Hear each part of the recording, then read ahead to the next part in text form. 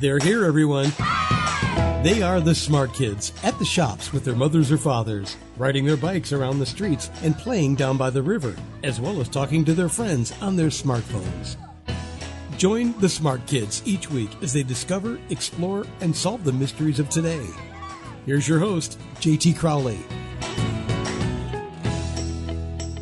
Hi, welcome to the second podcast.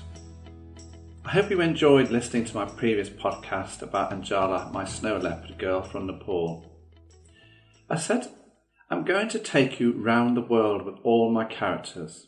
So, today I'm taking you to Scotland, and it's here we find Hamish with his friends protecting a royal stag to whom they have become so attached to from the deer stalker's guns.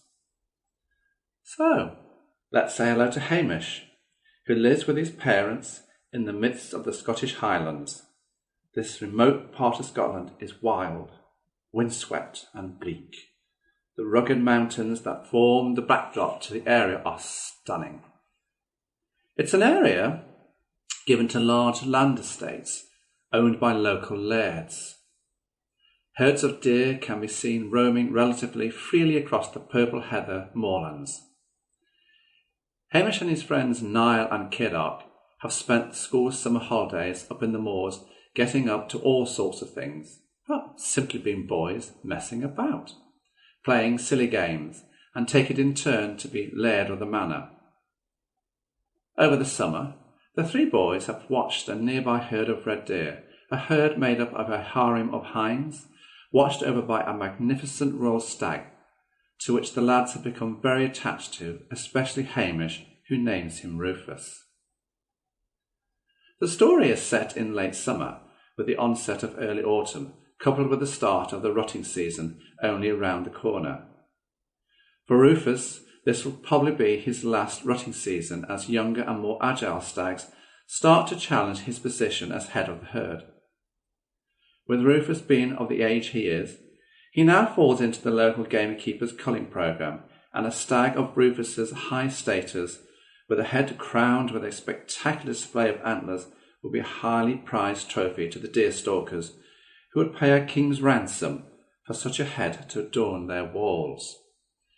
Hamish, Niall and Ceardach know all about the culling season, so they set about creating a cunning plan to protect Rufus and ruin the gamekeepers and deer stalkers' day out. As in my previous podcast of Anjala, my snow leopard girl, and with all of my upcoming characters, I'm now going to read you a short clip from Hamish as a means of a little teaser. Hamish had become attached to a magnificent 14-pointer stag, which he named Rufus. This was a royal stag, getting ready for probably his last autumn rut.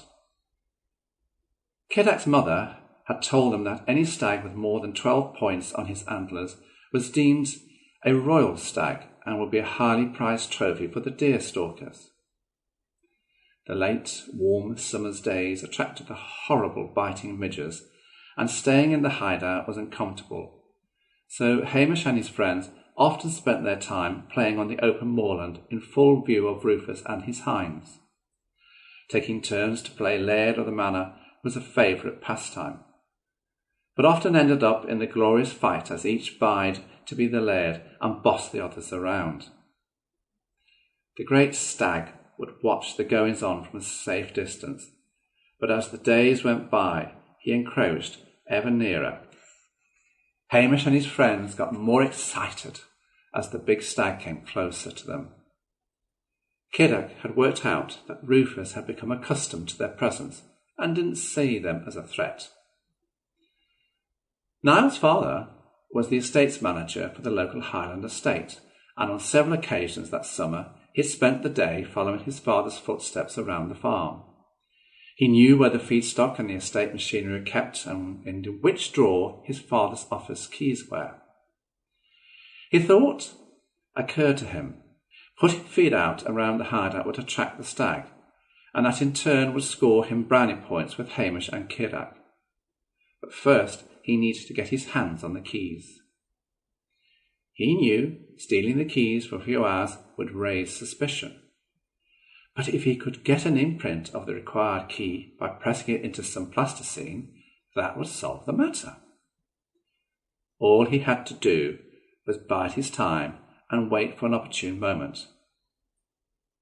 The ideal occasion rose one afternoon when the estate gilly accidentally dropped a bunch of keys on the office floor. Niall recognised the feed store key instantly. Dashing across the office, he grabbed the keys, turning to face the wall so nobody could see what he was up to. Taking the plasticine from his top pocket, he quickly made an impression before turning to face the estate gilly and hand the keys back, making it look like he was being helpful. With the key in print, he dashed out of the office door. "Where are you going, Niall?" shouted Miss Turner, one of the estate office clerks. "I'll be back shortly." "You better. Your father has asked us to look after you." With that statement ringing in his ears, Niall was off to see the local village locksmith. "I'm back, Miss Turner." "Thank goodness for that. Your father's told us all off for letting you go." "Don't worry about that, Miss Turner. I'll tell him it was my fault, and that I was in a rebellious mood. He'll believe that." "What's in the bag, Niall?" inquired Hamish. "Feedstock." "Whatever for?" asked Ceardach. Niall explained his reasoning and how he got access to the feed shed. "Niall, you are a genius!" screamed Hamish. "Brownie points at last," thought Niall. "Quick march!" barked Hamish, and with that order all three headed off to the hideout. Hamish couldn't get over Niall's ingenuity. The rutting season started in a few weeks, and Rufus would need all the food source he could get to make sure he had enough energy to sustain him in the forthcoming fights he would face to protect his harem of hinds from other stags and get mating access to the hinds. Ceardach knew that the ideal opportunity to observe the deer feeding would be early dawn. With this fact in mind, Hamish and his friends set their alarm clocks for early the next morning. The sight that greeted them as they approached the hiding hole was a dream to behold. There, in the swirl of the morning mist, in amongst the hinds, was Rufus, the royal stag. As the boys approached, Rufus cautiously stepped forward, as if to protect the hinds. Hamish walked towards him. His heart was pounding. For a split second he thought his heart would burst. The great stag sniffed at the boys. Niall quietly bent down and scraped a few pellets into his hands, and with quivering arms he reached out to Rufus. To all of their amazement, Rufus stepped forward and delicately nipped at the feed in Niall's hand. Hamish could not believe his eyes. This magnificent royal stag he had named Rufus was standing directly in front of him. He stared at his antlers and counted all 14 points. He reached out to touch Rufus, and as he did so, the great stag lowered his head, and all three boys were able to stroke his antlers. At that moment, one of the hinds gave the alarm call, and within an instant the whole herd disappeared into the morning mist. "Wow," said Ceardach. Hamish swiftly turned to his friends. "We must not tell anyone about this." As they returned to the village, only Mrs. Mackay, the proprietor of the village store and post office, spotted the boys. "Where have you three been at this hour of the morning?" "Oh, out for a walk, Mrs. Mackay," spluttered Hamish. "A likely story indeed, Hamish MacTuff. Does your mother know that you've been out on the moor this hour of the morning?" "Oh, I'll take that as a no, Hamish." "Well, there's fresh bread and jam on the table in the back room. Go on in and have some breakfast, all of you. You look as if you've always seen a ghost. A good mug of tea will put the colour back in all of your cheeks." Kids, if you want to know how the story came about, then keep listening. But I want you to think about something as I continue to talk to you.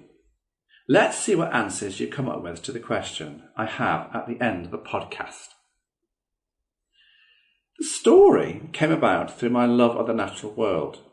Here in the UK, we have a TV programme that comes on around about the end of September for a few weeks, showing daily videos and webcam images of nature as it prepares for the late autumn and the early onset of winter. It's called Autumn Watch. And invariably, the programme makers would take us up to the Scottish Highlands to watch the rutting season of the red deer that roam the moorlands. Watching the stags battling it out with each other to earn the right to mate with the females was for me interesting to see.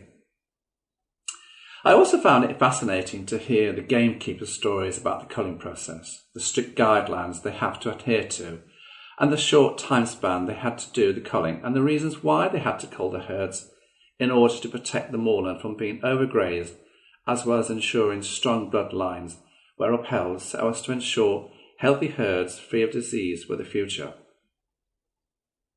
Rufus, I gave the title Royal Stag, for I wanted Rufus to conjure up the idea in your heads, kids, that he was a magnificent beast, to which he is.